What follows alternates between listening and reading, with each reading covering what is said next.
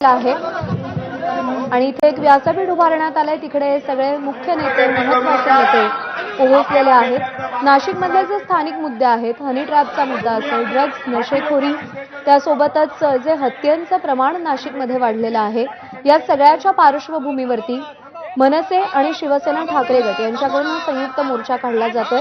नाशिकनंतर अशाच प्रकारचा मोर्चा पुण्यात निघेल असं सूतोवाच देखील संजय राऊत यांनी केलेला आहे। एकीकडे उद्धव ठाकरे, राज ठाकरे यांच्या गाठीभेटी वाढतायत, युतीच्या चर्चा जोर धरतायत, जागा वाटपापर्यंत विषय गेल्याची माहिती सूत्रांकडून मिळते आणि या सगळ्याच्या पार्श्वभूमीवर नाशिकमध्ये झालेलं दोन्ही पक्षांचं हे शक्ती प्रदर्शन अघोषित युतीच असल्याचं बोललं जात आहे। मुकुल कुलकर्णी आपले प्रतिनिधी आपल्याला अधिक अपडेट देतील। मुकुल, मोर्चाला सुरुवात झालेली आहे, एका व्यासपीठावर सगळेजण पोहोचलेले आहेत, काय अपडेट्स आहेत सध्याचे? हा मोर्चा आता मोर्चाची सांगता होत आहे जिल्हाधिकारी कार्यालयासमोर। हा मोर्चाची सांगता होत आहे जिल्हाधिकारी कार्यालयासमोर हा मोर्चा पोहोचत आहे। सर्व प्रमुख पदाधिकारी हे आता सभास्थानी पोहोचलेले आहेत। संजय राऊत असतील, महानांदगावकर, अविनाश अभ्यंकर हे सर्व नेते आता पोहोचलेले आहेत आणि व्यासपीठावर आलेले आहेत। आता यानंतर ते इथे उपस्थित असणाऱ्या जनसमुदायाला संबोधित करतील। मात्र या मोर्चाच्या माध्यमातून दोन्ही पक्षाची ताकद बघायला मिळाली। संजय राऊत, नांदगावकर अगदी खांद्याला खांदा लावून या मोर्चामध्ये सहभागी झालेले होते।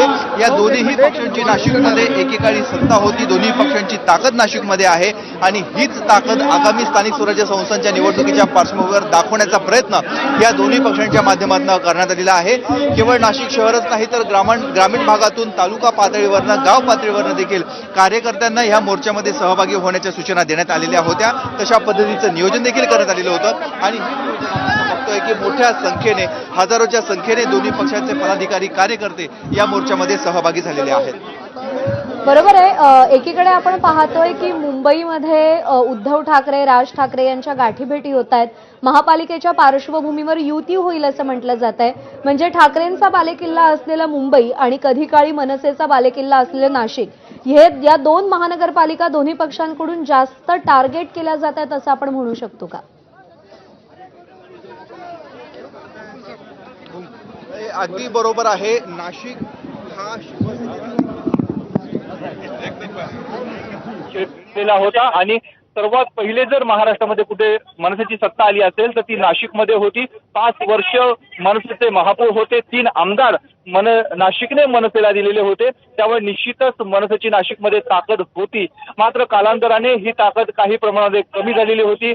मनसेचा गड हा हळूहळू ढासळत गेलेला होता। पक्षामध्ये अनेक मतभेद झाले, पक्षातील पदाधिकारी इतर पक्षांमध्ये गेले आणि त्यानंतर मनसेची काही प्रमाणामध्ये जी नगरसेवकांची संख्या होती ती 40 वरनं अवघ्या 5 वर आलेली होती आणि आता पुन्हा एकदा तेच कार्यकर्त्यांना ऊर्जा देण्यासाठी, त्यांना काहीतरी ठोस कार्यक्रम देण्यासाठी आणि निवडणुकीचं आश्वासक वातावरण निर्माण करण्यासाठी म्हणून आता दोन्ही पक्षाकडनं कार्यक्रम हाती घेण्यात आलेले आणि त्यात सर्वात मास्टर स्ट्रोक जो असेल तर ठाकरे बंधूंचा। आजही दोन्ही पक्षाच्या पदाधिकाऱ्यांना वाटतंय की महाराष्ट्रामध्ये जर कुठला ब्रँड असेल तर तो ठाकरे ब्रँड आहे आणि ठाकरे ब्रँडलाच मराठी मतदार हा मतदान करणार, त्यांच्या पाठीशी उभं राहणार, ही त्यांची धारणा आहे, भावना आहे आणि म्हणूनच दोन्ही पक्ष एकत्र येऊन जेवढी जास्तीत जास्त त्यांची ताकद दाखवण्याचा प्रयत्न करतील तेवढंच या पक्षाला फायदा होईल अशी मतं व्यक्त होत आहेत।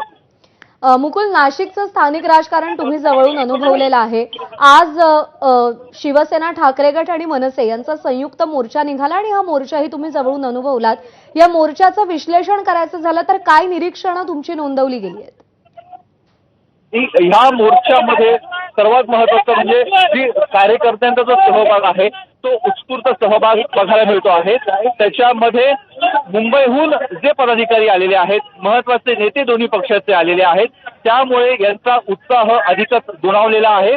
त्यामुळे यांनी जी तयारी केलेली होती त्याला एक प्रकारे पक्षश्रेष्ठींकडून पावतीच मिळालेली आहे। ही भावना या सर्व स्थानिक पदाधिकाऱ्यांच्या चेहऱ्यावर आहे, तो आनंद आहे, तो समाधान आहे।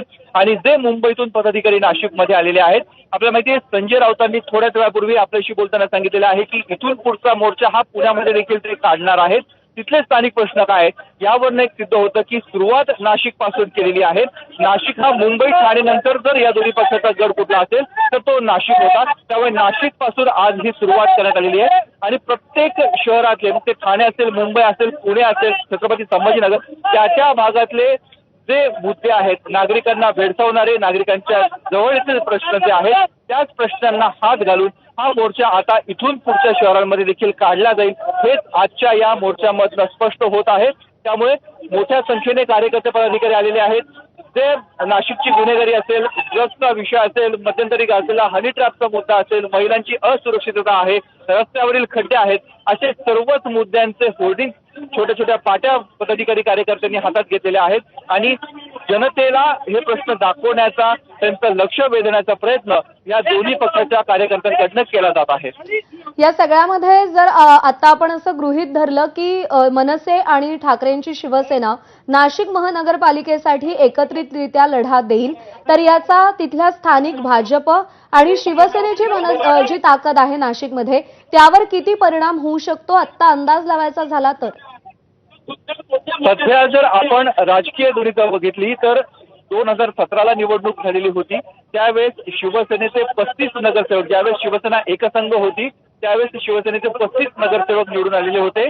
मनसेचे मोजके 5 ते 6 नगरसेवक निवडून आलेले होते. शिवसेनेचे नगरसेवक होते ते आता शिंदेच्या शिवसेनेमध्ये मोठ्या प्रमाणामध्ये गेलेले. त्यामुळे सध्या ठाकरेंच्या शिवसेनेकडे देखील बोटावर मोजण्या एवढे नगरसेवक आहेत. त्यामुळे ज्यावेळेस या दोघांची युती होईल त्यावेळेस नाशिक शहरामध्ये 31 प्रभाग आहेत. 31 प्रभागामधनं 122 नगरसेवक हे निवडून द्यायचे आहेत. एवढे 122 उमेदवार यांना शोधावे लागणार आहेत, त्यांना निवडून आणण्यासाठी परिश्रम घ्यावे लागणार आहेत. दुसऱ्या बाजूला जर आपण बघितलं तर भाजप आणि शिंदेच्या शिवसेनेची सध्या राज्यामध्ये सत्ता आहे, सत्तेची ताकद त्यांच्या बाजूला आहे. मोठ्या प्रमाणात इनकमिंग भाजपमध्ये होत आहे. त्यामुळे भाजप सध्या तरी सर्वात मोठा पक्ष म्हणून नाशिक शहरामध्ये असल्याचं राजकीय चित्र आपल्याला बघायला मिळतंय. त्या खालोखाल शिंदेची शिवसेना आहे. त्यामुळे एकीकडे इनकमिंग त्यांच्याकडे जोरदार आहे, त्याचबरोबर दोन्ही पक्ष बरोबर आहे मुकुल. त्यामुळे जर नवीन राजकीय समीकरणं नाशिकमध्ये उदयाला आली तर त्याचा आगामी निवडणुकांमध्ये कसा परिणाम होतो हे पाहणं उत्सुक्याचं असेल. धन्यवाद दिलेल्या माहितीसाठी. आणि यानंतर बातमी अकोल्यातून आहे. अकोल्यामध्ये सकल हिंदू समाजाच्या जनआक्रोश मोर्चाला सुरुवात झाली आहे. ग्रामदैवत राजराजेश्वर मंदिरापासून हा